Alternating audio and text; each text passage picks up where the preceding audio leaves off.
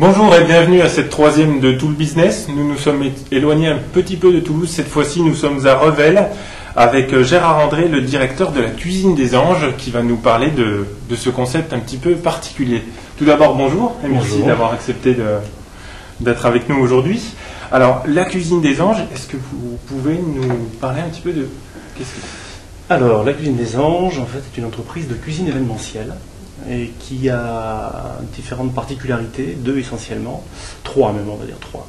La première, c'est que c'est une entreprise de chefs de cuisine. On n'est pas des traiteurs, on est des chefs de cuisine, c'est-à-dire qu'on a une approche de notre métier qui est très axée sur la création au niveau des plats et la création au service de nos clients, c'est-à-dire que on considère que pour des événements comme par exemple les mariages, qu'on aime particulièrement faire,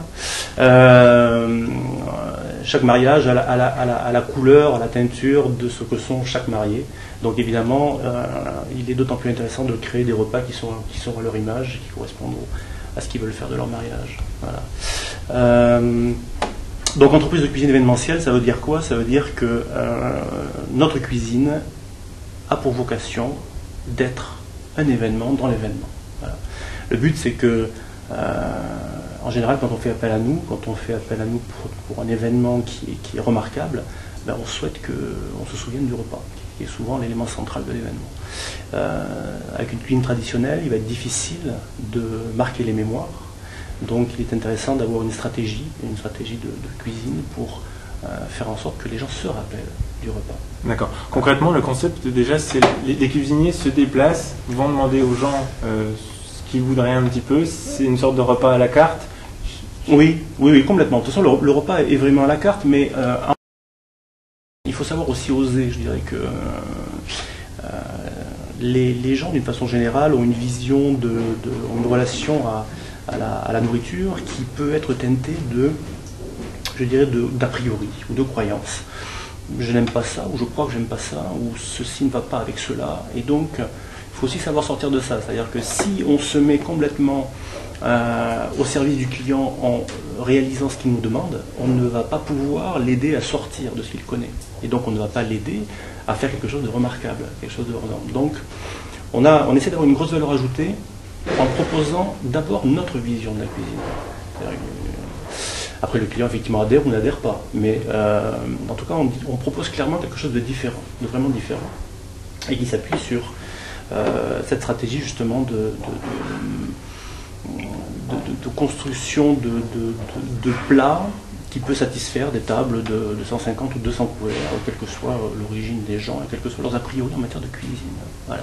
D'accord. Et la motivation, justement, pour que le chef sorte de la cuisine et va finalement au contact des gens. Je crois que elle est un peu différente je crois qu'elle est je ne sais pas si elle est très différente des restaurants. Je ne connais pas tous les restaurants et tous les restaurateurs de la région, mais en tout cas, notre particularité, c'est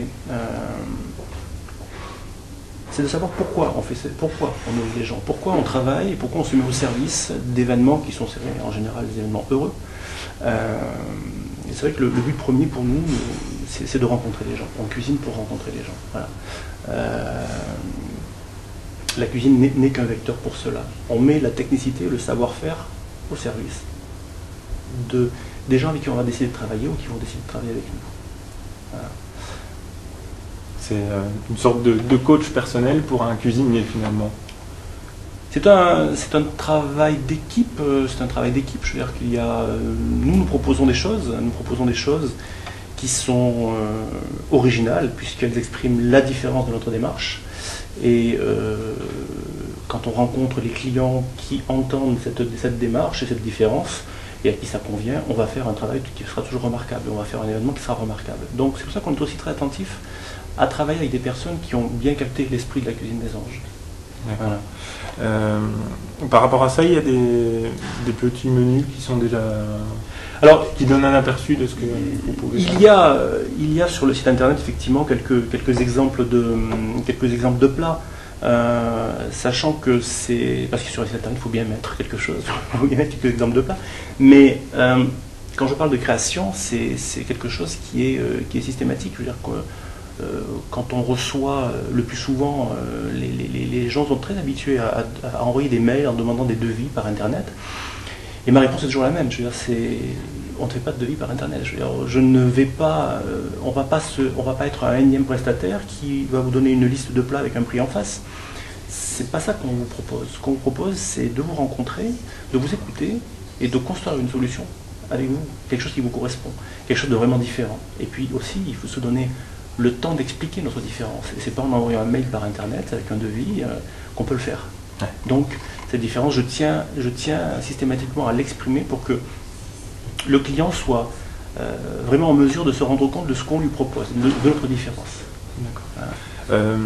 Par rapport à ça, vous dites que quand vous vous déplacez chez le client, il y a une cuisine minimum, entre guillemets, à avoir. Oui, alors en fait, dans notre activité, il y a un volet qui est une activité de chef à domicile pour les soirées privées. Donc, effectivement, c'est vrai qu'on surprend très souvent nos clients dans ce domaine-là parce que on rencontre des gens qui ont des cuisines qui sont remarquablement bien équipées et quand on arrive, mais qui sont convaincus qu'on ne peut pas faire à manger pour plus de 4 personnes, et quand on arrive et qu'on fait un dîner pour 20 personnes ou 30 personnes, dans cette cuisine-là, ils sont assez ahuris. C'est vrai que c'est une question d'organisation et de gestion de toute la logistique qu'on maîtrise parfaitement. Donc, effectivement, ce que j'aime particulièrement, ce que nous aimons particulièrement, c'est faire de la cuisine à domicile. Parce que dans cette démarche de rencontrer des gens, quoi de mieux que d'aller chez eux, travailler chez eux. Je dirais que ça c'est un petit peu ça c'est notre petit plaisir. Voilà. Ça n'a rien à voir. Enfin, ça n'a rien à voir. Ça paraît très éloigné de l'événementiel où on va gérer 150 ou 200 couverts, où là il y a une très grosse machine à mettre en route, où on externalise en fait nos prestataires, c'est-à-dire qu'en fait on externalise tout ce qui est location de matériel, équipement, etc. C'est des grosses machines qui demandent énormément d'organisation, il y a beaucoup de contraintes. Alors que le travail à domicile, c'est quelque chose qui est beaucoup plus qui est beaucoup plus, entre guillemets, qui est beaucoup plus facile. Voilà. Ce qui n'empêche qu'on met la même énergie qu'on travaille à domicile ou qu'on travaille pour 150 personnes. Ce qui fait qu'en général, quand on fait un mariage de 150 personnes, il nous faut un petit quelques jours derrière pour récupérer. Parce que quand on met la même énergie, ça fatigue un petit peu quand même. D'ailleurs, par rapport à l'événementiel, vous proposez également des lieux. Donc on est ici par exemple au restaurant Lauragais, qui est un des 3 lieux que vous pouvez proposer. Oui, alors bon, le Lauragais, le Lauragais en fait c'est une très grande maison de la région qui a été un restaurant pendant 42 ans, un très grand restaurant gastronomique de la région, et qui a arrêté son activité de restaurant il y a quelques années. Et en fait, le hasard, entre guillemets, je ne crois pas au hasard, m'a fait rencontrer Madame Segone, qui est sa propriétaire, juste avant l'été. Et ça a été une rencontre, en fait, puisque déjà une rencontre de personne à personne. Et puis ensuite, moi, le Lauragais, déjà, quand j'étais étudiant, je le connaissais. Et c'est un endroit qui m'a toujours touché. Voilà. Donc, quand elle m'a expliqué un petit peu la situation, j'ai eu envie de participer à remettre le Lauragais sur sa trajectoire. Et on a convenu ensemble, parce que c'était un intérêt qui était réciproque pour elle et pour nous, de le mettre sur une trajectoire qui, dans un premier temps, allait se positionner sur de l'événementiel. Bon, nous, en tant que Cuisine des Anges, l'entreprise prend de plus en plus d'importance. On a de plus en plus de clients qui nous disent « Ok, comment est-ce qu'on fait pour goûter votre cuisine C'était super. » Et à chaque fois, je vais leur dire « Écoutez, il faut vous faire inviter à notre mariage où je cuisine. » Ce qui est un petit peu délicat quand même comme réponse. Alors, on a proposé donc à Madame Segone d'intégrer dans notre dynamique le Lauragais. On a créé une appellation commerciale qui s'appelle le pavillon Lauragais, qui est une appellation qui est destinée à servir de support à la commercialisation du lieu pour recevoir de l'événement. Donc vous voulez faire un mariage de 180 personnes, de 200 personnes, assis dans une salle qui a un certain caractère, un certain cachet, on va vous proposer ce site. Sachant que, excusez-moi, sachant qu'on n'est pas obligé de travailler avec la Cuisine des Anges. Là, le deal est très ouvert, on commercialise l'espace, mais en aucun cas, le client on est obligé de travailler avec la Cuisine des Anges. Ceci étant, on va lui expliquer l'intérêt qu'il peut avoir à travailler avec la Cuisine des Anges. Et quel est le minimum justement pour goûter la Cuisine des Anges? Le minimum en nombre de couverts? Oui. En nombre de couverts, chez un particulier, dire qu'on on intervient sur des budgets à partir de 500 euros. Donc si vous avez 10 couverts à 50 euros, on va intervenir. D'accord. Voilà. Après, tout est une question de... tant que la relation reste gagnant-gagnant, je veux dire qu'on se déplace ou on se déplace n'importe où. Il est évident qu'on n'ira pas travailler à Paris pour 2 couverts. Voilà. Mais bon, 10 couverts à 50 euros chez un particulier, pas de problème. Par exemple, 10 couverts à 50 euros au pavillon Lauragais, ça peut poser un problème. Parce que là, il y a de la logistique à mettre en place, il y a un espace à mettre en route. Donc c'est différent. Donc à chaque fois, c'est un projet différent.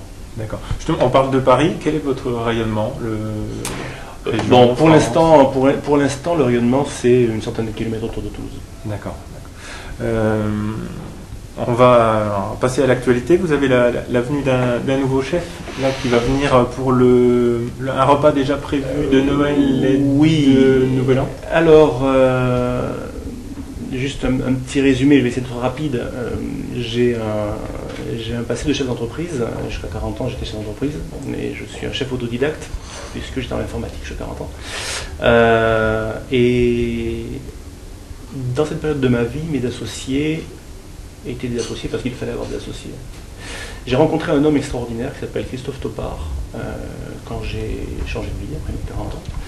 Et avec cette personne, il s'est passé quelque chose d'assez extraordinaire. On est complètement en phase sur notre façon de travailler, notre façon d'aborder la cuisine pour toucher les gens.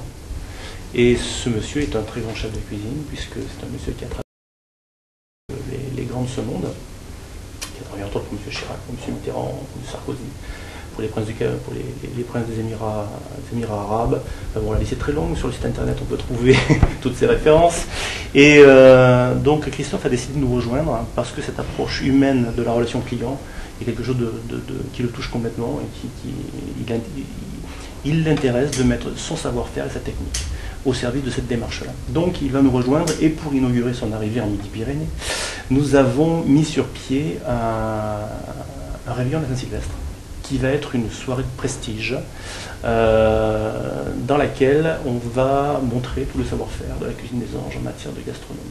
Donc c'est un repas qui va se construire avec une succession de tableaux qui vont être chacun des trilogies sur des thèmes, donc le gibier, le poisson, le fromage. Et dans chaque assiette, on aura une trilogie avec évidemment des portions qui seront réduites à la taille nécessaire pour qu'on puisse profiter jusqu'au bout du repas.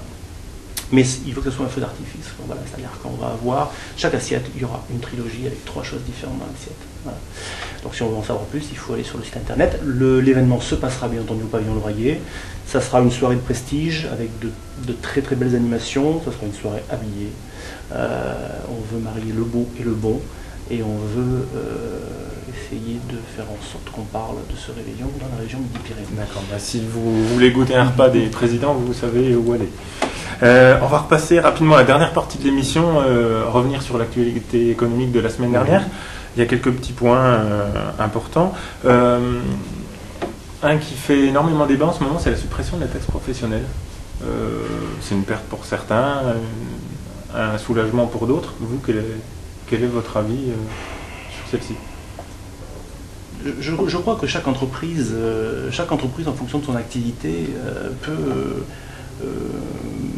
peut tirer profit au-delà de la charge que ça représente de la taxe professionnelle. Tout dépend du secteur d'activité, tout dépend de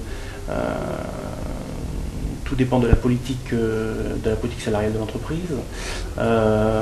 J'ai pas de position particulière là-dessus. Je ne crois pas qu'il y ait de règles absolues qui soient valables pour toutes les entreprises du marché. Je ne crois pas que ce soit possible. Voilà. Nous, on n'a pas de politique en particulier sur ce sujet, puisque la politique de la cuisine des anges est une politique de réduction à outrance des charges fixes.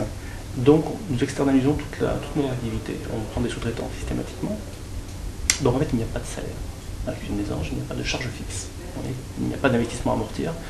Pour garder la liberté de travailler, de travailler de façon libre. Voilà. Voilà, donc. Oui. Okay. Justement, par rapport à la cuisine des anges, j'ai aussi un sujet en ce moment, les agriculteurs qui ont du mal à vivre de leur travail. Vous, je pense que vous achetez des produits frais directement. Est-ce que vous avez peut-être une solution pour ces agriculteurs Moi, j'ai pas de solution. Je sais que je suis fils d'agriculteur, voilà, donc céréalier du Tarn. Et c'est vrai que je suis assez étonné de voir comment fonctionne aujourd'hui le monde agricole, qui vit essentiellement grâce à des subventions qui sont en général données par l'Europe. La valeur ajoutée de l'agriculteur en tant que tel, en tant que quelqu'un qui produit de la nourriture pour nourrir ses concitoyens, c'est quelque chose qui est devenu complètement abstrait. C'est quelque chose que j'ai un petit peu du mal à comprendre. Comment le système est arrivé à générer une situation pareille. Alors des solutions, évidemment, je vais avoir du mal à en avoir parce que je ne suis pas un économiste. Moi, j'ai une vision de chef d'entreprise qui est très pragmatique, avec une démarche très humaine, comme je vous l'ai dit tout à l'heure. J'ai pas de solution, juste je peux exprimer mon grand étonnement effectivement de voir à quoi on est arrivé. Voilà. Un étonnement aussi, il y en a un dernièrement sur le coût de la présidence française à l'Union européenne, avec un repas qui a coûté plus de 5 000 € par personne. Vous, je pense que vous êtes quand même plus abordable dans la cuisine des anges. On essaye, oui.